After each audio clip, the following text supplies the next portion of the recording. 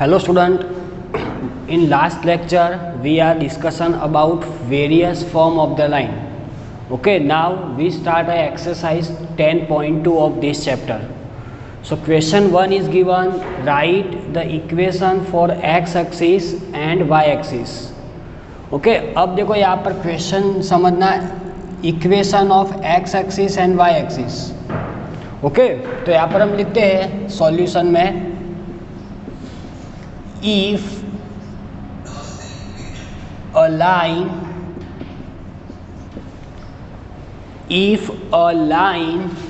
is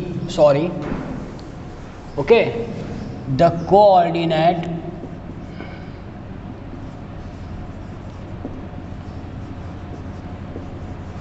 of y on x axis is 0. Okay, अगर कोई भी हमें वर्टिसेस या पॉइंट्स x एक्सिस पे दिया होगा तो उसका y कोऑर्डिनेट्स ऑलवेज क्या होगा, 0 होगा.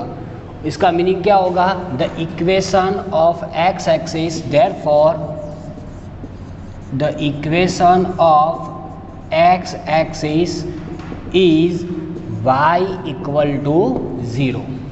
ओके, क्यों? बिकॉज x एक्सिस पे आप देखो जो भी आप पॉइंट्स पुट करोगे वो ऑलवेज उसका y क्या होगा, 0 होगा. इसीलिए इक्वेशन ऑफ x एक्सिस क्या होगी, 0 आएगी. Okay, same method, the coordinate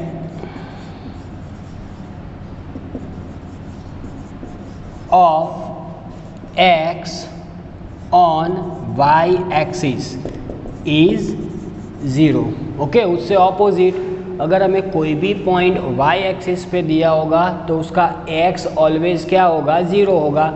इसीलिए therefore the equation of y axis is क्या होगी, x is equal to 0.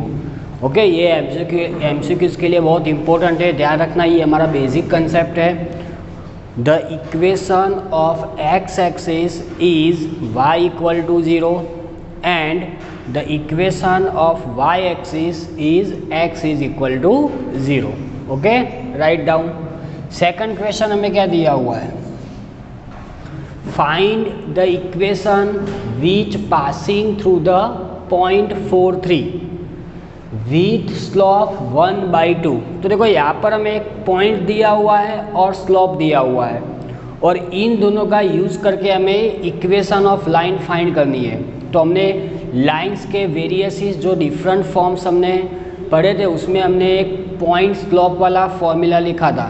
Okay, point slope form क्या था, y minus y1 is equal to m in bracket x minus x1, where x1 y1 is our point जहाँ से हमारी line पास होती है, और m क्या था, हमारा स्लोप था. तो हमें ऑलरेडी दोनों टर्म्स यहाँ पे दिए हुए, तो हम डायरेक्टली उस फॉर्मूला का यूज़ कर सकते हैं. ओके, तो यहाँ पर लिखते हैं सेकंड में, therefore the required equation,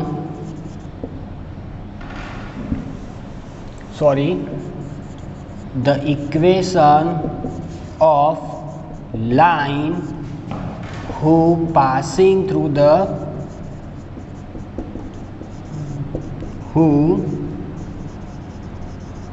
passing through the point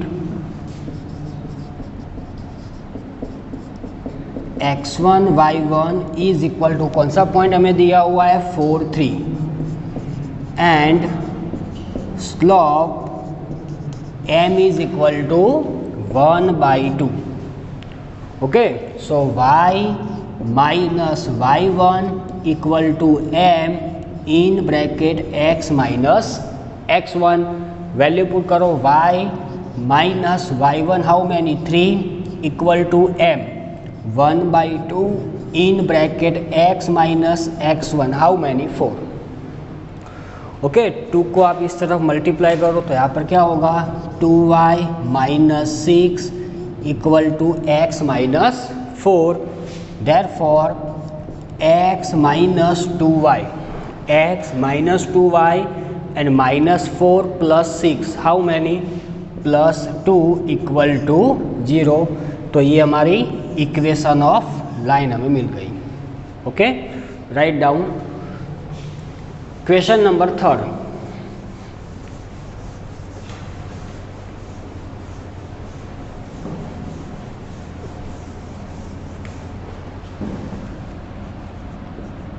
Question number 3. Find the equation of line which passing through the 0 0 means origin with slope m। देखो वही सेम क्वेश्चन ही है। ओके, यहाँ पर हमें पॉइंट क्या दिया था 4 3 और यहाँ पर हमें पॉइंट क्या दिया हुआ है ओरिजिन मीन्स 0 0। ओके, यहाँ पर हमें स्लोप कितना दिया था 1/2 और यहाँ पर हमें कितना दिया हुआ है m दिया हुआ है, तो वही फॉर्मूला में यूज़ करनी है। Okay, so the equation of line y minus y1 equal to m in bracket x minus x1। यहाँ पर x1 y1 is given 0 0, slope already हमें m दिया हुआ है। ओके, वैल्यू पुट करो y minus 0 m in bracket x minus 0। So y equal to mx, ये हमारी equation आई y is equal to mx।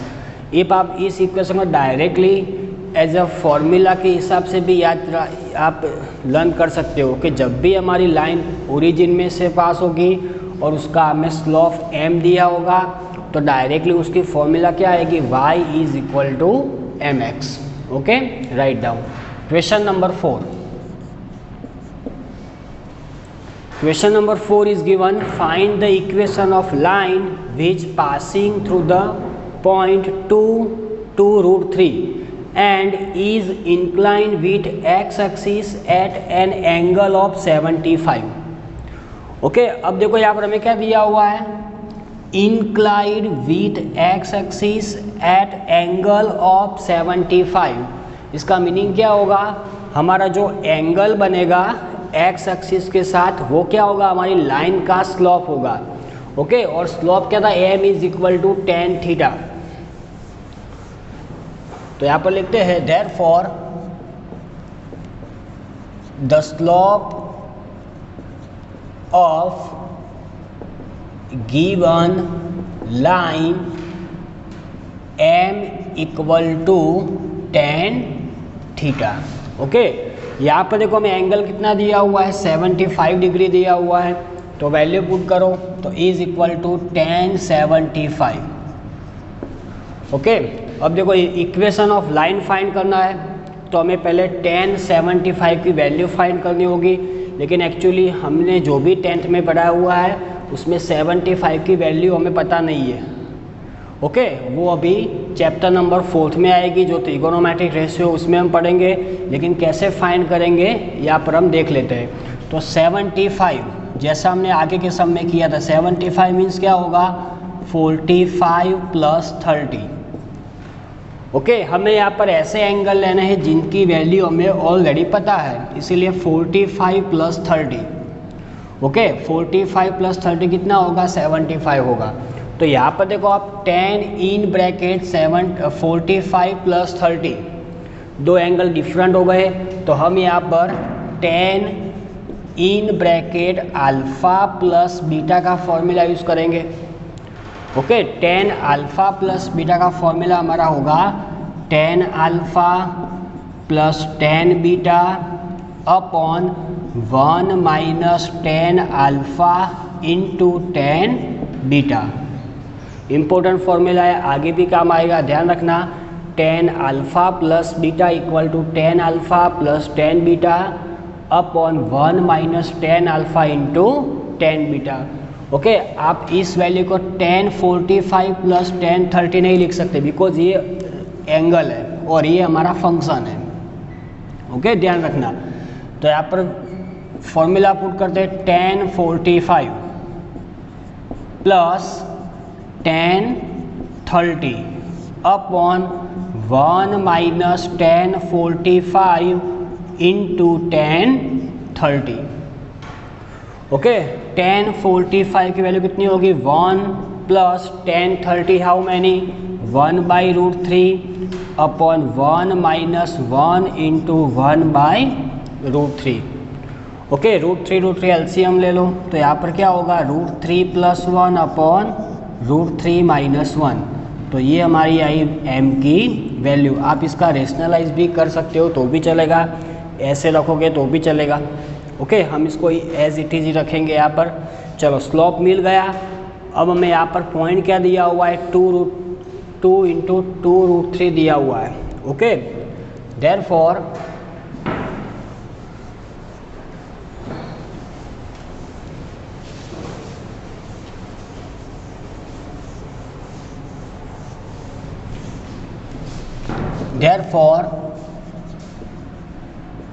the equation of line by point slope वाला formula y minus y1 equal to m in bracket x minus x1।